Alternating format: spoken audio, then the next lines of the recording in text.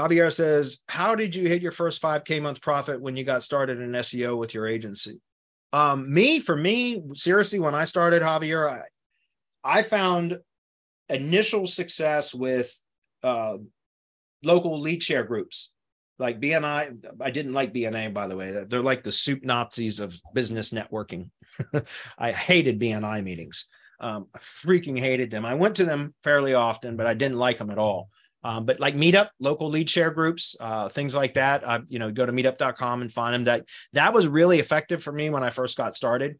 And then I started doing video emails in 2014, about a year after, probably a year and a half after I'd started my agency, when I got most of my initial clients through lead share groups, business networking groups. So they were local clients, like literally local clients.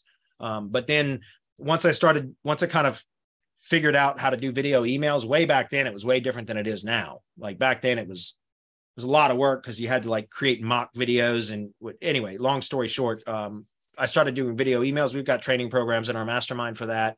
And in video emails was how I spent I think 2014 is when I started doing video emails, and I was able to get success with those to where that became my primary prospecting method for several years, was just doing video emails.